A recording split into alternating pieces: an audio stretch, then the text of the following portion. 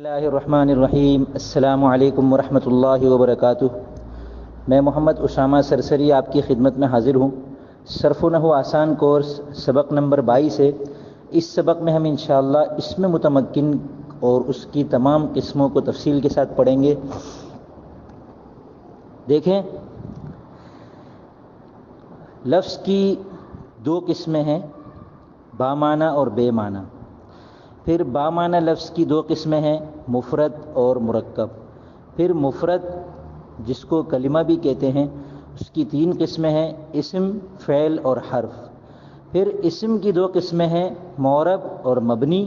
مبنی کو اسم غیر متمکن بھی کہتے ہیں اور معرب کو اسم متمکن بھی کہتے ہیں۔ عربی زبان میں الفاظ کے جو آخری حروف ہوتے ہیں ان پر آپ نے دیکھا ہوگا کبھی زبر ہوتا ہے، کبھی زیر، کبھی پیش، کبھی دو زبر، کبھی دو زیر، کبھی دو پیش۔ جیسے کتاب عربی کا لفظ ہے، یہ عربی عبارت میں کبھی کتابن ہوگا، کبھی کتابن ہوگا، کبھی کتابن ہوگا، کبھی الکتابہ ہوگا، کبھی الکتابو ہوگا اور کبھی الکتابی ہوگا۔ ٹھیک ہے، تو یہ جو اس کے آخر میں با پر زبر زیر پیش یا دو زبر دو زیر دو پیش کی تبدیلی واقع ہو رہی ہے، یہ اس وجہ سے ہو رہی ہے کہ یہ معرب ہے، اس میں متمکن ہے۔ تو اب عربی زبان میں جتنے بھی اسماء ہیں ان میں یا تو وہ متمکن ہیں یا غیر متمکن ہیں۔ تو سب سے پہلے ہمیں کسی بھی اسم کے بارے میں یہ معلوم کرنا ہو کہ یہ اس کے اعراب کیا ہیں، اس پر زبر زیر پیش کی تبدیلی کیوں آ رہی ہے، کیسے آ رہی ہے، تو سب سے پہلے ہمیں اس میں غیر متمکن کو الگ کر لینا ہوگا۔ یعنی یہ دیکھنا ہوگا کہ یہ غیر متمکن کی 8 قسمیں جو ہم نے گزشتہ سبق میں پڑھ لی ان میں سے تو نہیں ہے، ضمیر تو نہیں ہے، اس میں اشارہ ہے، اس میں موصول ہے، اس میں صوت، اس میں فعل، اس میں ظرف، اس میں کنایہ اور مرکب بنائی۔ اگر ان میں سے ہے تو پھر وہ اس میں متمکن نہیں ہو سکتا۔ اب جب کسی اسم کا اس میں متمکن ہونا طے ہو جائے، وہ کیسے ہوگا کہ وہ اسم ہو یہ طے ہو جائے اور پھر اسم میں سے وہ اس میں غیر متمکن کی 8 قسموں میں سے نہ ہو، یہ طے ہو جائے تو پھر یہ طے ہو گیا کہ یہ اس میں متمکن ہے۔ اور اس میں متمکن کی 16 قسمیں ہیں۔ تو یہ 16 قسمیں کس اعتبار سے ہیں اور ان کو سمجھنا کیوں ضروری ہے، اس کی وضاحت یہ ہے کہ لفظ کے آخر میں جو زبر زیر پیش کی تبدیلی آتی ہے، یہ تبدیلیاں جو ہیں وہ 3 طرح کی ہوتی ہیں۔ پہلی تبدیلی کو ہم حالت رفعی کہتے ہیں، دوسری تبدیلی کو ہم حالت نصبی کہتے ہیں اور تیسری تبدیلی کو ہم حالت جری کہتے ہیں۔ حالت رفعی میں پیش آتا ہے آخری حرف پر یا اس کے علاوہ کوئی اور تبدیلی واقع ہوتی ہے۔ حالت نصبی میں آخری حرف پر زبر آتا ہے یا اس کے علاوہ اس جیسی کوئی اور تبدیلی واقع ہوتی ہے۔ اسی طرح حالت جری میں لفظ کے آخری حرف کے نیچے زیر آئے گی یا اس جیسی کوئی اور تبدیلی واقع ہوگی۔ تو یہ جتنے بھی اس میں متمکن ہیں، اسماء متمکنہ جتنے بھی ہیں، وہ ان میں سے ہر ایک کی یا تو حالت رفعی ہوگی کلام کے اندر یا حالت نصبی ہوگی یا حالت جری ہوگی۔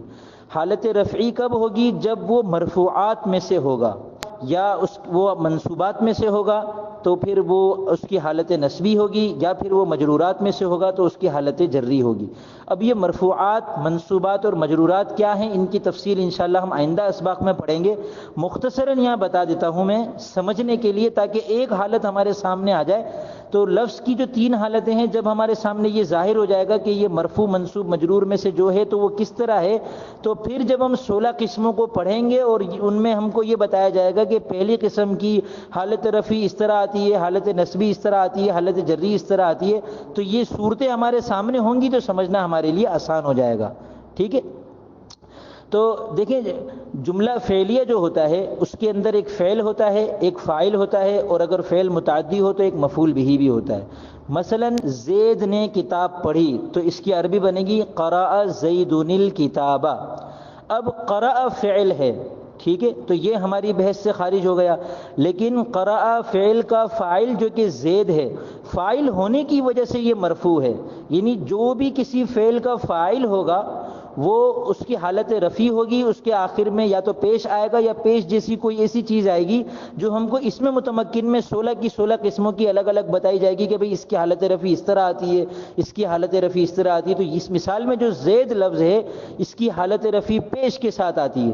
تو قرأ زید، زید کے آخر میں جو دال ہے اس پر جو دو پیش ہے وہ اس کے مرفوع ہونے کی وجہ سے ہے، اور یہ اس کی حالت رفعی ہے پیش کے ساتھ۔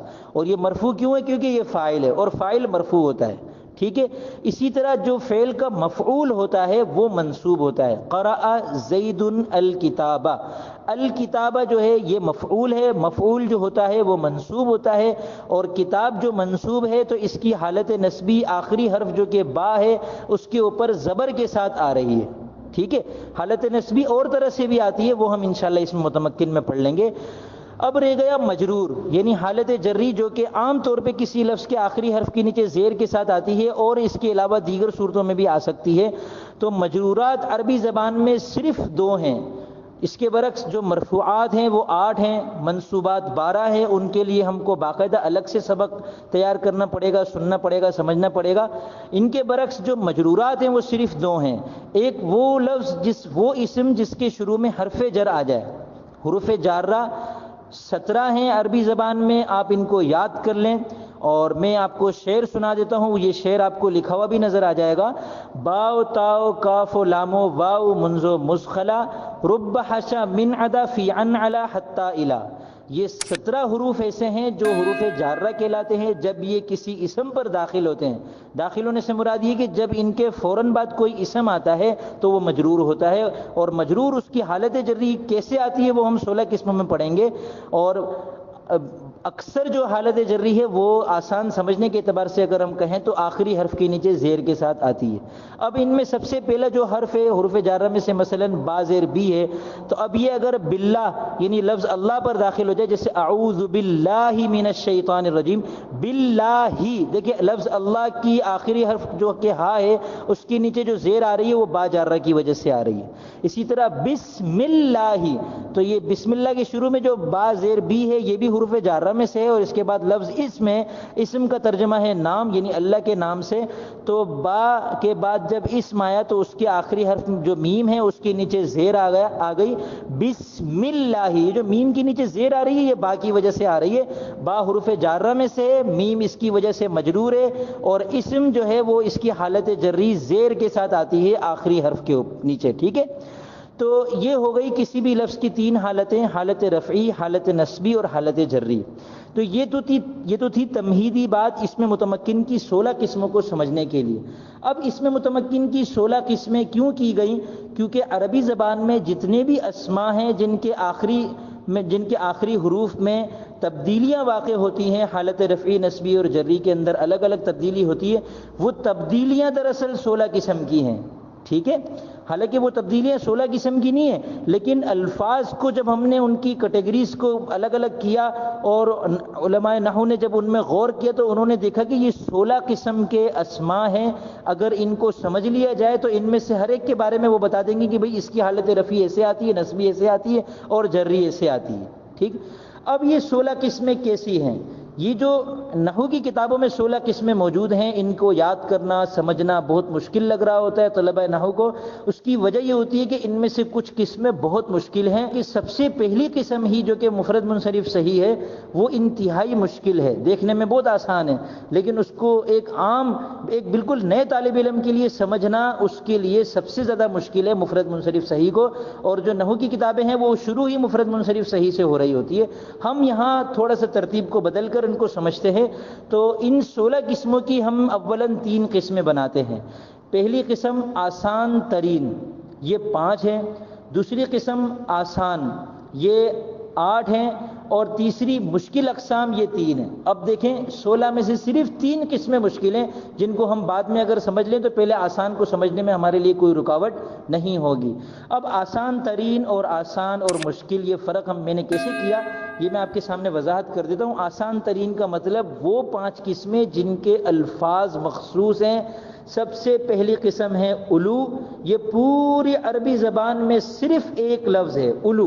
اب آپ کے سامنے جہاں بھی الو یا الی لفظ آئے گا آپ سمجھ جائیں گے یہ اسم متمکن کی ہماری اس ویڈیو میں بتائی گئی 16 قسموں کے اعتبار سے پہلی قسم ہے.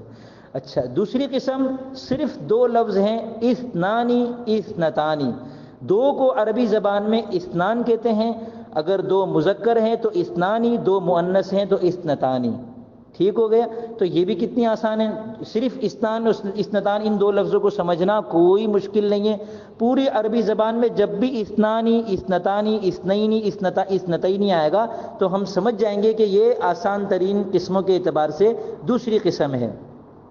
تیسری قسم میں بھی 2 ہی لفظ ہیں، کلا اور کلتا، لیکن ان کی شرط یہ ہے کہ یہ ضمیر کی طرف مضاف ہوں، یعنی ان کے بعد ضمیر آ رہی ہو تو پھر یہ اسم متمکن کی تیسری قسم بنیں گے کلاہما کلتاہما یا کلیہما کلتیہما. ٹھیک ہو گیا؟ چوتھی قسم ہے اسماء 6 مکبرہ مضاف. نام بہت مشکل ہے لیکن اس کے اندر بھی کل 6 الفاظ ہیں، ابن، اخن، ہمن، ہنن، فمن اور زو. یہ 6 الفاظ ہیں، لیکن ان 6 الفاظ کی شرط یہ ہے کہ ان کی تصغیر نہ ہو، یعنی ابین نہ کر دیا گیا ہو، اخین نہ کر دیا گیا ہو، تو اس لیے اس کی آگے مکبرہ لگایا. اسماء 6 کا مطلب 6 اسماء، مکبرہ کا مطلب ان کی تصغیر نہ نکالی گئی ہو اور مضاف ہو، یعنی بغیر اضافت کے اگر ہوں گے تو پھر یہ ابن، ابن، ابن، پھر یہ والی قسم نہیں بنیں گے. مضاف ہوں گے تب یہ والی قسم بنیں گے، کیونکہ پھر اس صورت میں ان کے اوپر جو تبدیلی آئے گی، جو ہم بتائیں گے اس کے اندر جو تبدیلی، وہ پھر صرف تب واقع ہوگی جب یہ مضاف ہوں گے. مضاف نہیں ہوں گے تو پھر یہ انہی 16 میں سے کوئی اور قسم بن جائے گی، جو ہم انشاءاللہ آگے چل کے اس پہ تفصیل سے بتائیں گے. فی الحال صرف ہم کو الفاظ یاد کرنے ہیں. تو چوتھی قسم میں 6 لفظ ہیں یہ، اور 5ویں قسم کے اندر کل 8 الفاظ ہیں جنہیں یاد کرنا ہوگا. 20، 30، 40، 50، 60، 70، 80، 90، یعنی 20، 30، 40، 50، 60، 70، 80 اور 90. ان 8 الفاظ کے لیے جو عربی میں الفاظ آتے ہیں وہ ہماری اسم متمکن کے اعتبار سے 5ویں قسم بنیں گے. ہمیں صرف یہ 8 الفاظ یاد کرنے ہیں. تو یہ آسان ترین قسم کی 5 قسمیں ہم نے پڑھ لی. اب آتے ہیں آسان قسموں کی طرف. وہ آسان ان کو اس اعتبار سے کہا ہے کہ ان کی علامتیں مخصوص ہیں، اور علامت بھی ایسی ظاہری ہے کہ دیکھتے ہی ایک نیا طالب علم پہچان لے گا کہ ہاں یہ علامت پائی جا رہی ہے، لہذا یہ اسم متمکن کی فلانی قسم ہے. تو یہ آسان ہے. اسے آسان ترین کیوں نہیں ہے؟ کیونکہ ان کے الفاظ مخصوص نہیں ہیں، الفاظ ان کے بے شمار ہیں. یہ 8 ہیں. ان میں سے پہلی قسم مفرد منصرف قائم مقام صحیح. اس کا نام مشکل ہے، نام پہ نہ جائیں. اس کی علامت یہ ہے کہ ہر وہ لفظ جس کے آخر میں واو یا یا ہو اور وہ متحرک ہو اور اس سے پہلے والے حرف پر سکون ہو. ٹھیک ہے؟ جیسے دلون، ظبیون. دلون کے آخر میں واو ہے، وہ متحرک ہے، اس سے پہلے لام ساکن ہے. ظبیون میں آخر میں یا ہے، متحرک ہے، اس سے پہلے با ساکن ہے. تو ہر ایسا لفظ عربی زبان میں جس میں یہ چیز پائی جا رہی ہوگی، یہ علامت پائی جا رہی ہوگی، جو کہ انتہائی آسان ہے، وہ آسان اقسام کی سب سے پہلی قسم بنے گی مفرد منصرف قائم مقام صحیح. آسان اقسام کی دوسری قسم ہے تثنیہ. ٹھیک ہے؟ تثنیہ کا مطلب یہ ہے کہ عربی زبان میں کسی بھی لفظ کو تثنیہ بنایا جا سکتا ہے، یعنی 2 کے لیے اس کو الگ سے لفظ بنایا جا سکتا ہے. جیسے ایک کتاب کو کتابن کہتے ہیں، 2 کتابوں کو کتابانی اور کتابینی کہتے ہیں. ایک مرد کو رجلن کہتے ہیں، 2 مردوں کو رجلانی کہتے ہیں. تو یہ جو کتابانی اور رجلانی ہیں اور کتابینی اور رجلینی ہیں، یہ تثنیہ ہے. اور اس کی علامت کیا ہے کہ کسی بھی واحد کے آخر میں الف نون یا یا نون بڑھا دیا جائے. واضح رہے کہ یہ نون مکسور ہوتا ہے، یعنی اس کے نیچے زیر ہوتی ہے. تو اگر زیر نہ ہو نون کے نیچے تو پھر سمجھ جائیں کہ یہ تثنیہ نہیں ہے. آسان اقسام کی تیسری قسم ہے جمع مؤنث سالم، یعنی ہر وہ جمع جس کے آخر میں الف اور تا ہو، جیسے مسلمات، مؤمنات، قائمات، قانتات، تائبات، تو یہ جتنے بھی الفاظ ہیں ان کی علامت بہت آسان ہے، ان کا نام جمع مؤنث سالم ہے، اور یہ آسان اقسام کی تیسری قسم ہے۔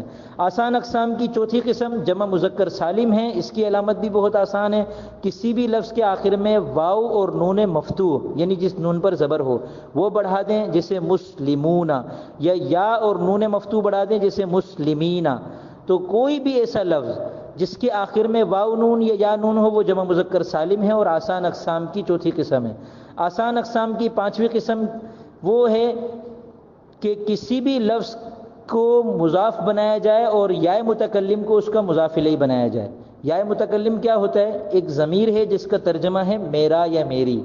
تو اگر میں کہوں میری کتاب تو اس کو میں عربی میں کہوں گا کتابی، میں کہوں گا میری مسجد تو میں کہوں گا مسجدی، میں کہوں گا میرا گھر تو میں کہوں گا داری، میرا گھر، یعنی یا کا ترجمہ ہے میرا یا میری۔ اور کوئی بھی لفظ اگر یا متکلم کی طرف مضاف ہو جائے، یعنی کسی بھی لفظ کے بعد یا متکلم کی ضمیر آ جائے جس کا ترجمہ ہوتا ہے میرا یا میری، تو وہ آسان اقسام کی پانچویں قسم ہے، جس کا نام ہم رکھ دیتے ہیں کتابی۔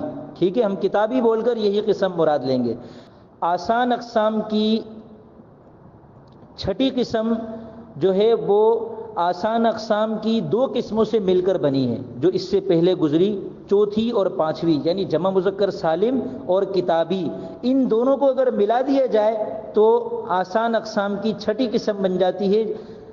جیسے جمع مذکر سالم ایک لفظ ہے مسلمون، کئی سارے مسلمان، اور اس سے اگلی قسم ہے کتابی، یعنی جس کے آخر میں یا بڑھا دی جائے، تو مسلمون کے آخر میں اگر یا بڑھا دی جائے تو یہ والا نون گر جاتا ہے اور یہ بن جاتا ہے مسلمویا، پھر یہ عربی قواعد کی روح سے تبدیل ہو کر یہ بن جاتا ہے مسلمیہ، مسلمیہ۔ تو یہ آسان اقسام کی چھٹی قسم ہے، اس کا نام بھی ہم یہی رکھ دیتے ہیں مسلمیہ۔ اور مثالیں اس کی سمجھ لیں، جیسے مؤمن کی جمع مؤمنون ہے، اب اگر کوئی یہ کہنا چاہتا ہے میرے مؤمنین تو وہ کہے گا مؤمنیہ، مؤمنیہ، صحیح۔ آسان اقسام کی ساتویں قسم کا نام ہے اسم منقوص، ہر وہ عربی زبان کا لفظ جس کے آخر میں یا ساکن ہو اور وہ متکلم کی نہ ہو تو یہ آسان اقسام کی ساتویں قسم ہے، اس کو ہم اسم منقوص کہتے ہیں۔ ٹھیک ہے، جیسے القاضی، الہادی، تو یہ بہت آسان ہے، کسی بھی لفظ کے آخر میں یا اصلیہ ہو، یعنی وہ ضمیر کی یا نہ ہو، اس لفظ کی اپنی یا ہو، تو اس کی مثالیں بہت ساری ہیں اور بہت آسان ہے یہ۔ آخری قسم یعنی آسان اقسام کی آٹھویں قسم ہے اسم مقصور، ہر وہ لفظ جس کے آخر میں الف ہو یا ہو اور اس کے اوپر کھڑا زبر ہو، جیسے موسیٰ، بشرا، صغرا، کبرا، العصا، تو یہ ایسے جتنے بھی الفاظ ہیں یہ آسان اقسام کی آٹھویں قسم کے ذیل میں آتے ہیں۔ تو یہ ہم نے 16 قسموں میں سے آسان ترین کی 5 پڑھ لی، آسان اقسام کی 8 پڑھ لی، تو یہ 8 اور 5 مل کر کل 13 ہو گئی۔ باقی بچی 3 قسمیں جن کا نام ہم نے رکھا ہے مشکل قسمیں، اس میں سے پہلی کا نام ہے مفرد منصرف صحیح، دوسری کا نام ہے جمع مکسر منصرف، اور تیسری کا نام ہے غیر منصرف۔ آپ اس میں غور کریں، ان تینوں میں ایک مشترک لفظ ہے منصرف۔ تو یہ منصرف اور غیر منصرف کیا ہوتا ہے، اس کے لیے ہم کو پوری ویڈیو ایک الگ سے بنانی پڑے گی، پورا ایک الگ سے سبق مرتب کرنا پڑے گا انشاءاللہ۔ تو جب ہم کو غیر منصرف سمجھ میں آ جائے گا تو جو لفظ غیر منصرف نہیں ہوگا وہ منصرف ہوگا، تو جو منصرف ہوگا وہ اگر واحد ہے تو وہ مفرد منصرف صحیح ہوگا، جمع ہے تو جمع مکسر منصرف ہوگا، صحیح۔ تو یہ مشکل قسموں کی جو تینوں قسمیں ہیں یہ انشاءاللہ ہم اگلے سبق میں غیر منصرف کے نام سے پڑھیں گے۔ جب غیر منصرف پڑھ لیں گے تو مفرد منصرف صحیح اور جمع مکسر منصرف تینوں سمجھ میں ہم کو آ جائیں گے۔ اب سوال یہ پیدا ہوتا ہے کہ یہ جو 16 قسمیں ہم نے بنائیں، الو، اثنانی، استتانی، کلا، کلتا، اسماء ستہ مکبرہ اور 20 سے 90 تک، پھر آسان اقسام کی 8 قسمیں، پھر مشکل اقسام کی 3 قسمیں، تو ان میں حالت رفعی، نسبی اور جری کس طرح آتی ہے یہ بتانا باقی رہ گیا ہے۔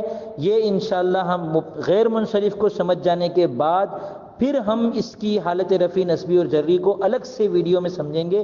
یہ ویڈیو پہلے ہی بہت طویل ہو گئی ہے اور اس میں مزید گنجائش نہیں ہے کہ اس میں ہم حالت رفع نسبی جری کے اعتبار سے تمام قسموں کو سمجھ لیں۔ تو یہاں پر ہم اس سبق کو ختم کرتے ہیں، اور اب اس سبق میں آپ کا کام یہ ہے کہ قرآن کریم کو کھول کے بیٹھیں اور اس میں سے آسان ترین کی 5 قسموں میں سے جو بھی مثال آپ کے سامنے آئے، یا آسان اقسام کی 8 قسموں میں سے جو بھی مثال آپ کے سامنے آئے وہ مجھے دکھائیں۔ میں انشاءاللہ آپ کو بتاؤں گا کہ آپ نے مثال ڈھونڈنے میں غلطی کی ہے یا نہیں کی ہے۔ تو یہ جتنی زیادہ آپ اس کی مشق کریں گے قرآن کریم سے، اتنا زیادہ انشاءاللہ آپ کو فائدہ ہوگا۔ اگلی ویڈیو میں ہم غیر منصرف اور منصرف کو سمجھیں گے تاکہ مشکل اقسام سمجھ میں آ جائے۔ اس سے اگلی ویڈیو میں انشاءاللہ ہم ان 16 اقسام کی حالت رفعی نسبی اور جری کو سمجھیں گے کہ وہ کیسے کیسے آتی ہے۔ پھر اس سے اگلی ویڈیو میں ہم انشاءاللہ قرآن کریم میں سے پوری باقاعدہ مشق کریں گے۔ میں آپ کے سامنے قرآن کریم کھول کر پڑھوں گا اور اس میں سے اس میں متمکن کی 16 قسموں میں سے جو قسم سامنے آتی جائے گی میں آپ کے سامنے بتاتا جاؤں گا تاکہ آپ کی اور زیادہ مشق ہو جائے۔ پھر اس کے بعد ہم سمجھیں گے کہ مرفوعات کیا ہوتے ہیں، منصوبات کیا ہوتے ہیں اور مجرورات کیا ہوتے ہیں۔ اب میں اجازت چاہوں گا۔ السلام علیکم ورحمۃ اللہ وبرکاتہ۔